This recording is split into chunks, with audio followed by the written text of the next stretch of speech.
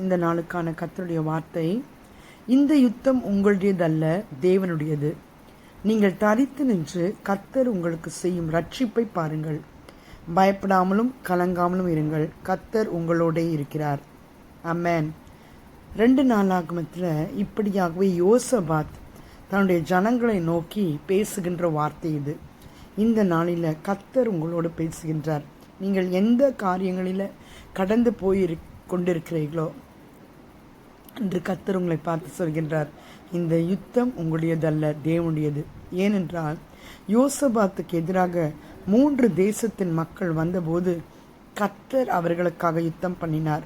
யோசபாத் கர்த்தரிடத்தில் முழு பொறுப்பையும் கொடுத்து விட்டு அவர் ஜனங்களிடத்தில் சொல்லுகிறார், நீங்கள் தரித்து நில்லுங்க, ஆனால் தரித்து நின்று கர்த்தரை துதியுங்கள்.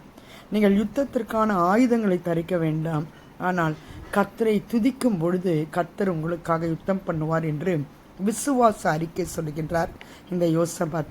இப்படி சொல்வது நிமித்தம் என்ன நடக்குது என்றால், இந்த 3 தேச மக்களும் அவர்கள் ஒருவரோடு ஒருவர் அடித்து கொண்டார்களே தவிர இவர்களுக்கு, இந்த தேவனுடைய ஜனங்களுக்கு ஒரு தவிப்பும் ஒரு சஞ்சலிப்பும் வரவில்லை. ஆம், உங்களுக்கு எதிரான போராட்டம் எப்படி இருந்தாலும் இன்று கர்த்தர் உங்களோடு சொல்ல விரும்புகின்ற காரியம், கர்த்தர் உங்களுக்காக யுத்தம் பண்ணுகிறார்.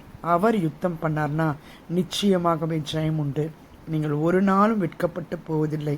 கர்த்தர் உங்களோடு இருக்கிற வரைக்கும் உங்களுடைய காரியங்கள் ஜெயமாய் அமையும். ஹல்லேலூயா. God is with you. Amen.